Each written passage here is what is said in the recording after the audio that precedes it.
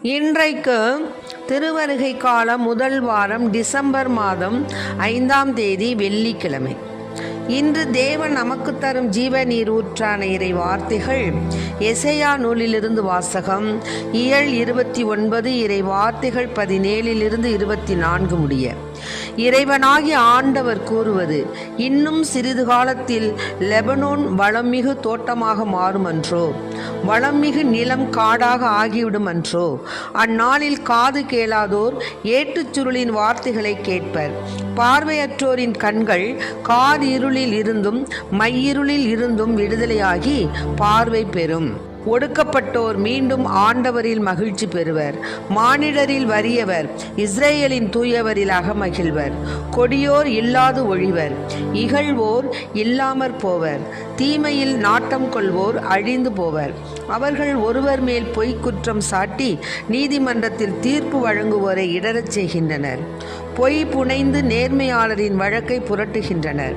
ஆதலால் ஆபிரகாமை மீட்ட ஆண்டவர் யாக்கோபு வீட்டாரை பற்றி கூறுவது: இனி யாக்கோபு மானக்கேடு அடைவதில்லை, அவன் முகம் இனி வெளிரி போவதும் இல்லை.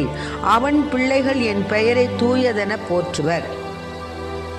நான் செய்யவிருக்கும் என் கை வேலைப்பாடுகளை காணும்போது யாக்கோபின் தூயவரை தூயவராக போற்றுவர்.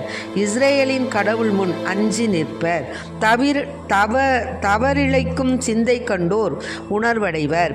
முறுமுறுப்போர் அறிவுரையை ஏற்றுக்கொள்வர். ஆண்டவரின் அருள்வாக்கு. இறைவா உமக்கு நன்றி. அம்மையப்பன் முந்தன் அன்பே நிரந்தரம்,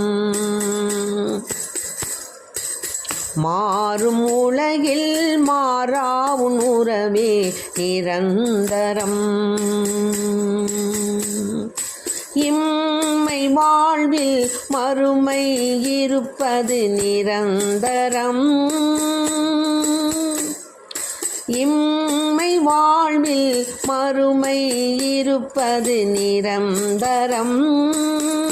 நான் மாண்ட பின்பும் உன்னில் உயிர்ப்பது நிரந்தரம். நிரந்தரம் நிரந்தரம் நீயே நிரந்தரம். நிரந்தரம் நிரந்தரம் நீயே நிரந்தரம். தாயின் அன்பு சேக்கு இங்கே நிரந்தரம். தாயும் தந்தையும் எமக்கு நீயே நிரந்தரம்.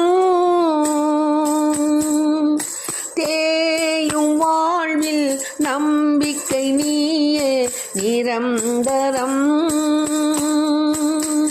நான் சாயும் போது காப்பது நீயே நிரந்தரம். நிரந்தரம் நிரந்தரம் நீயே நிரந்தரம். அம்மை அப்பன் முந்தன் அன்பே நிரந்தரம். மாறும் உலகில் மாறாவும் உறவே நிரந்தரம். இன்றைக்கு நம் தேவன் தரும் ஜீவநீர் ஊற்றான இறை வார்த்தைகளை கேட்டோம். என்ன அருமையான வார்த்தை பாருங்க. ஆண்டவரே கூறுறாரு. என்ன கூறுறாரு? இன்னும் சிறிது காலத்தில் லெபனோன் வளமிகு தோட்டமாக மாறுமன்றோ. நம்ம வீடு, நம்முடைய குடும்பம், நம்முடைய வாழ்க்கை நிலை, நம்முடைய வறுமை நிலை, நம்முடைய துன்ப நிலை வளமிகு தோட்டமாக மாறுன்னு யார் சொல்கிறது? ஏசப்பாவே சொல்கிறார். வளமிகு நிலம் காடாக ஆகிவிடும். அந்நாளில் காது கேட்காதவங்க ஏட்டுச்சுருளின் வார்த்தைகளை கேட்பாங்க. பார்வையற்றோர் கண்கள் காரிருளில் இருந்தும் மையிருளில் இருந்தும் விடுதலையாகி பார்வை பெறும். ஒடுக்கப்பட்டோர் மீண்டும் மகிழ்ச்சி பெறுவர். மானிடரில் ரொம்ப வறுமையுற்று மிகுந்த துயரத்தில் இருப்பவங்க அகமகிழ்ந்து ஆண்டவரிடத்தில் மகிழ்ச்சி கொள்வாங்க. கொடியோர் இல்லாமல் போயிடுவாங்க, இகழ்வோர் இல்லாமல் போயிடுவாங்க. தீமையில் நாட்டம் கொள்வாங்க, அழிஞ்சு போவாங்க. அவங்க ஒருவர் மேல் ஒருவர் குற்றம் சாட்டி நீதிமன்றத்தில் தீர்ப்பு வழங்குவோர் இடரச் செய்கின்றனர். ஆனால் ஆபிரகாமை மீட்ட ஆண்டவர் யாக்கோபு வீட்டாரை பற்றி கூறுவது. இந்த இடத்துல நம்ம என்ன செய்யணும்? ஆபிரகாமை மீட்ட ஆண்டவர், ஒவ்வொருத்தவங்க பேரை சொல்லிக்குங்க. ரெஜினாவின் வீட்டாரை பற்றி, ரெஜினா ஜோசப் வீட்டாரை பற்றி கூறுவது என்ன தெரியுங்களா? இனி ஜோசப் ரெஜினா மானக்கேடு அடைய மாட்டாங்க. அவங்க முகம் இனி வெளியே போகாது. அவர்களுடைய பிள்ளைகள் என்ன செய்வாங்க? என் பெயரை தூயதென போற்றுவாங்க. நான் செய்யவிருக்கும் என் கை வேலைப்பாடுகளை காணும்போது அந்த ஜோசப் ரெஜினாவினுடைய பிள்ளைங்க தூயவரை தூயவராக போற்றுவாங்க. இஸ்ராயலின் கடவுள் முன் அஞ்சி நிற்பாங்க. தவறிழைக்கும் சிந்தை கொண்டோர் உணர்வடைவாங்க. முறுமுறுப்போர் அறிவுரையை ஏற்றுக்கொள்வாங்க. ஆமென். ஆக நம்முடைய வாழ்க்கையிலையும், நம்முடைய வீட்டிலையும், நம்முடைய சூழ்நிலையிலையும், நம்ம பிள்ளைகளிடத்தும், நம்ம பேர பிள்ளைகளிடத்தும் என்ன ஏற்பட போகுது? ஒரு வித்தியாசமான ஆசீர்வாதமான வாழ்க்கை மலரப்போகுது. அதுக்கு நன்றி சொல்லுவோம், நன்றி சொல்லுவோம். ஆண்டவருக்கு நாம் நன்றி சொல்லுவோம். ஏன்னா ஆண்டவரே என் ஒளி, அவரே என் மீட்பு. திருப்பாடல் 27 கூறப்பட்டுள்ளது போல ஆண்டவரே 1:4 சொல்கிறாங்க. 13-14 வசனம். ஆண்டவரே என் ஒளி, அவர்தான் என் மீட்பு. அது மாதிரி நம் ஆண்டவர் வல்லமையுடன் வருவார். தம் ஊழியரின் கண்களுக்கு ஒளி தருவார். நம் பிள்ளைகளுக்கு ஒளி தருவார். நமக்கு ஒளி தருவார்.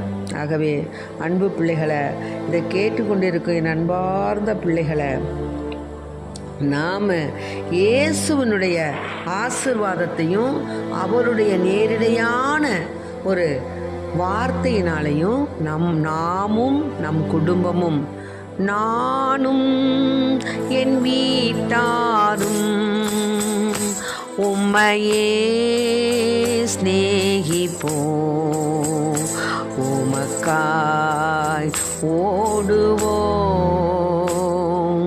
உமக்கு நன்றி சொல்லுவோம். நானும் என் வீட்டாரும் உம்மையே ஸ்நேகிப்போம், உமக்காய் ஓடுவோம், உம் பாதம் பணிவோம். ஆமென். ஆகவே அன்பு பிள்ளைகளை, நாமும் நம் தலைமுறைகளும் ஆண்டவருக்கு பிரியமான காரியத்தில் ஈடுபடுவோம், செய்வோம் அப்படின்னு ஆண்டவரே வாக்கு சொல்லிட்டார். அப்புறம் இனிமேல் நமக்கு என்ன கவலை?